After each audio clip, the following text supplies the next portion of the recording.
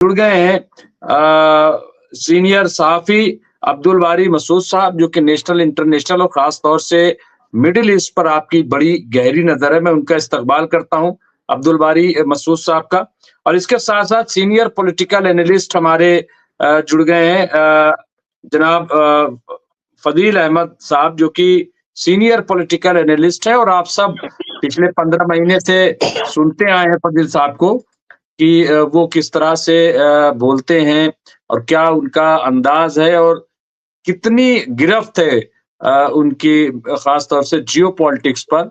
International politics पर भी उनकी नज़र है, लेकिन जियोपॉलिटिक्स पर जो आप बोलते हैं, वो सब जानते हैं। मैं दोनों हज़रात का इस्तकबाल करता हूँ और मैं आगे बढ़ूँ, लेकिन सबसे पहले अब्दुल बारी साहब से ही मैं पूछ लेता हूँ। मसूद साहब, क्या लग रहा है कि जो खबर चलाई जा रही है वो ये कि साहब हमास जो है वो फ़िलिस्तीनी अथॉरिटी को गाज़ा सौंप देगा। क्या लग रहा है, इसमें कितनी सच्चाई है? क्या ऐसा मुमकिन है? फ़लस्तीन अथॉरिटी जो है ना, मैंने इससे पहले भी कहा था कि ये कई तंज़ीमों की एक वो है, जमात है। पीएलओ जो है, पैलेस्टाइन लिबरेशन ऑर्गेनाइजेशन, उसके अंदर तकरीबन 16 तंज़ीमें हैं। 16 तंज़ीमें हैं। मसला ये था कि जो इलेक्शन हुए थे वहाँ पर, तो इलेक्शन होने के नतीजे में गज़ा में भी और तकरीबन वो वेस्ट बैंक के इलाके में भी यानी हमास को बड़ी हद तक अक्सरियत हासिल हो गई थी। लेकिन वेस्टर्न कंट्रीज़ जो है, वेस्टर्न पावर्स है, वो चाहते हैं कि ज़ाहिर है इलेक्शन होने के बावजूद भी वहाँ के लोगों ने इलेक्ट किया कि भई हमास को गवर्नमेंट नहीं बनने देंगे हम। ये सबसे बड़ा मसला था, ठीक है? और उसके नतीजे में वहाँ पे तो वो बहुत ही जो अल-फतह से जो रिप्रेज़ेंट करते हैं, यासिर अराफ़ात का जो ग्रुप है, वो अल-फतह कहलाता है। अल-फतह ग्रुप जो है उसके रिप्रेज़ेंटेटिव है महमूद अब्बास साहब। महमूद अब्बास साहब वहाँ पे एक नामकबूल लीडर है, 84 साल के हो गए, अब तकरीबन 86-87 साल के हो गए हैं। वो इक़्तिदार से चिपके हुए, वो छोड़ना नहीं चाहते हैं, ठीक है? तो वहाँ उन्होंने इलेक्शन भी नहीं कराया, वरना वहाँ दोबारा अगर इलेक्शन होता, तो वो हार जाते हैं, यानी अल-फतह ग्रुप जो है हार जाता उसमें। और फ़लस्तीन जो अथॉरिटी बनाई गई थी, ओस्लो अकॉर्ड जो हुआ था 1993 में, जो नॉर्वे का दारुल हुकूमत है, कैपिटल सिटी है, वहाँ पर ये अकॉर्ड हुआ था, है ना? तो उसके बाद जो है दो अब वो हम यह म सेना में भी जो है वो अनवर सादात और उसके दरमियान हुआ था।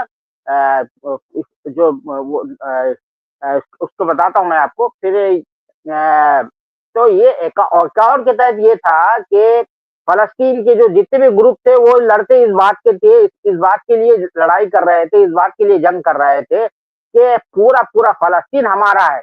इसराइल का कोई हक नहीं बनता और उनका बर्थ राइट है, बिल्कुल सही बात थी उनकी, पूरा-पूरा फ़लस्तीन उनका है, उसके लिए लड़ते थे वो।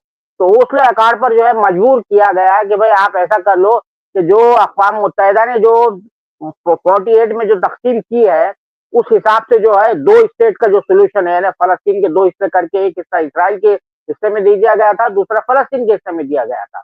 तो ये जो ओस्लो अकॉर्ड में ये था कि 2 स्टेट सॉल्यूशन, यानी साइड बाय साइड दोनों हुकूमतें रहेगी, दोनों आज़ाद खुद मुख्तार हुकूमतें रहेगी। तो ये इस तरह का मामला था। लेकिन जो है 93 के बाद एक तो क्या किया इसराइल ने जो है वो इन्होंने हमारे कैप्टन साहब ने बताया कि भई वो वहाँ एक्सट्रीमिस्ट एलिमेंट जो थे ज्यूश एक्सट्रीमिस्ट एलिमेंट, वो जो इज़ाक राबिन जिन्होंने माहिदा किया था उनको मार दिया, खत्म कर दिया। उसके बाद जो है इनको जो है नज़रबंद रखा गया यासिर अराफ़ात को, और ये भी बताया जाता है कि भई इनको ज़हर देके मार दिया गया, स्लो पॉइज़निंग कर की गई। तो जब से जो है ना आप लगाइए 90 93 से लेकर अब तक कितने साल हो रहे, 6 और 30 साल हो चुके। लेकिन उस पर जो इस्लाह होना चाहिए था, उस पर जो अमल होना चाहिए था, वो अभी तक नहीं हुआ। बार-बार दुनिया की जो हुकूमतें कहती है ना, तो इसराइल इसको मानने के लिए तैयार नहीं है, 2 स्टेट के लिए तैयार नहीं है। हालाँकि अक़वाम मुत्तहिदा की जो करारदादें है, इसके लिए कई करारदादें मंज़ूर हुई है। उसके तहत जो है इसराइल को कहा जाता है कि आप जो है खाली करो और जो है 2 स्टेट सॉल्यूशन। तो आपने देखा होगा कि गुज़िश्ता साल जब नेतन्याहू वहाँ गए थे, अक़वाम मुत्तहिदा में गए थे, जो जनरल असेंबली का जो इजलास हो रहा था, तो उन्होंने वहाँ फ़लस्तीन का कोई तज़किरा ही नहीं किया था, यानी वो ग्रेटर इसराइल का और मैप जो दिखाया था उसमें इसराइल का कहीं वजूद नहीं था। तो उसके बाद ही जो है हालात बड़े दिगरगू हो गए। वो ये समझ रहे थे कि हमने जो है यूएई को जो है वहाँ हमारा सिफारत खाना खोल लिया, और बहरीन में ये कर दिया, और अरब ममालिक अब हमारे दामन-फ़रेब में आ गए हैं। अब काहे का टू स्टेट सॉल्यूशन, काहे की फ़लस्तीन रियासत हम इसको अपने अंदर पूरी तरह से मुकम्मल तौर पर ज़ब्त कर लेंगे।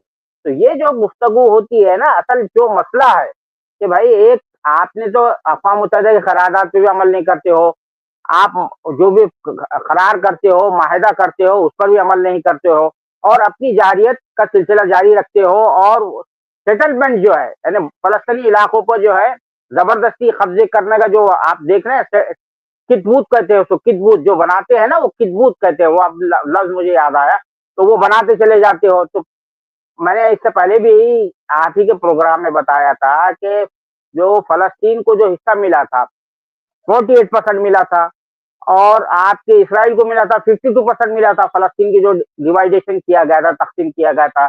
तो उसके तहत फ़लस्तीन के हिस्से में 22,000 स्क्वायर किलोमीटर जो है उसका रकबा था।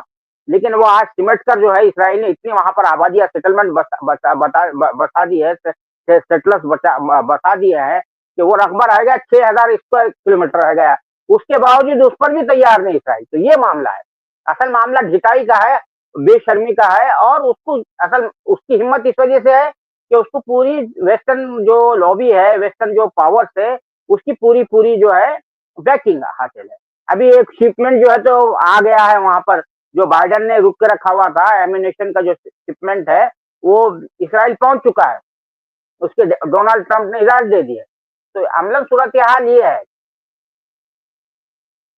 बिल्कुल, कहेंगे अब्दुल बारी साहब जो बात कैप्टन साहब ने कही, कैप्टन साहब ने एक जो सिचुएशन है, ना तो कैप्टन साहब किसी के मुशीर हैं, ना तो किसी के तर्जुमान हैं, और ना वो कोई जज़्बाती बात करते हैं। कैप्टन साहब एक मिलिट्री मैन है, और मैं जानता हूँ, मैं बहुत दिनों से सुनता आया हूँ। वो एक रियलिटी जो है, ग्राउंड रियलिटी वो बताते हैं, और ये उनका हक है, हम इसीलिए यहाँ पे बैठते हैं। हम यहाँ कसीदा खानी या किसी को उसके लिए नहीं बैठते। जी, बारी साहब।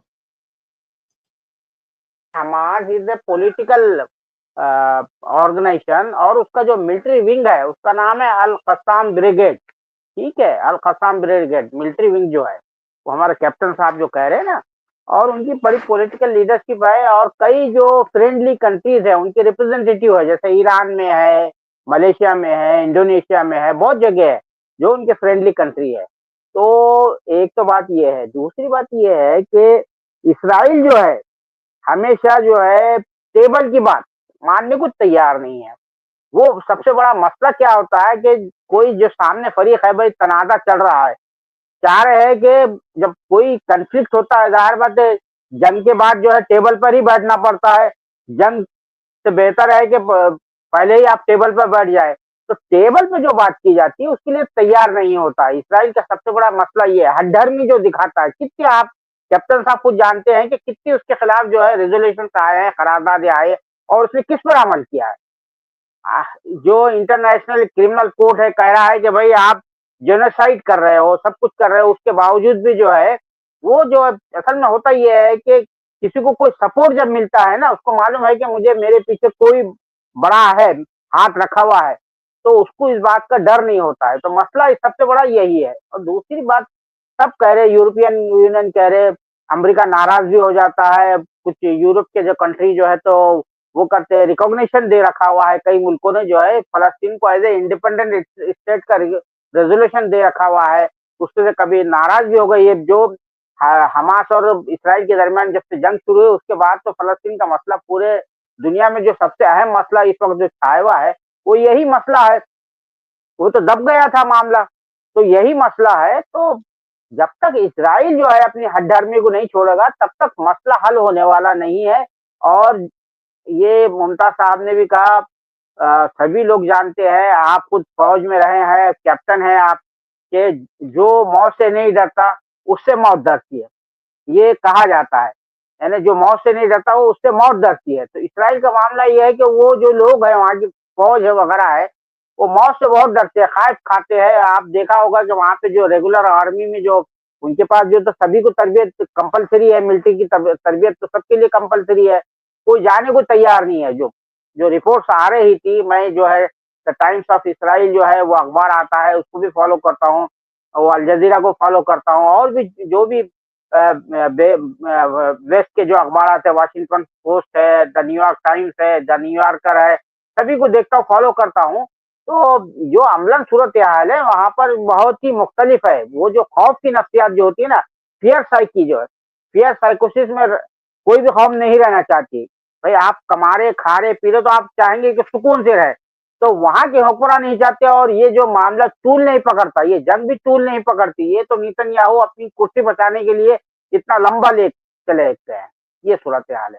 और आज ही आप देखेंगे नेतन्याहू की मजम्मत किया इसने यूनाइटेड अरब इमारात ने, जो है मुत्तहदा अरब इमारात है, वहाँ सऊदी अरब गया हुआ था, उनका कोई नुमाइंदा क्या गया, मैंने पूरी तरह से देखा नहीं, लेकिन उसने कंडेम किया नेतन्याहू को। तो जो आपने जिससे अब्राहम अकार्ड यानी इब्राहिम अलैहिस्सलाम के हवाले से अब्राहम कहते हैं, इब्रानी में और अंग्रेजी में अब्राहम कहते हैं इब्राहिम को। तो वो जो अब्राहम अकार्ड का है वो भी अब नाकाम होता चला जा रहा है। दूसरे अरब ममालिक भी अब तैयार नहीं है उसके लिए। जो उसके नतीजे में जो ये कह रहे थे कि भाई हम एक ही जो है तो हज़रत इब्राहिम अलैहिस्सलाम की औलाद है, तो क्यों लड़ाई करे, ईसाई, मुसलमान और जो है यहूदी, जो तीनों भी एक ही इससे सिलसिला चला आ रहा है। तो उसी का नाम है अब्राहम अकॉर्ड जो है। तो लेकिन वो भी जो है बेल जो है मंडे नहीं चढ़ने वाली, ऐसा लगता है। ये सूरत है। बिल्कुल। तो मैं तो अब मैं इजाजत चाह रहा हूँ। 2 मिनट और बचा है। जी जी बताइए। 2-3 मिनट और बचा है। इजाजत तो वैसे इजाजत क्या है आप, लेकिन 2-3 मिनट और बचा है। अच्छा, ठीक ठीक ठीक। मैं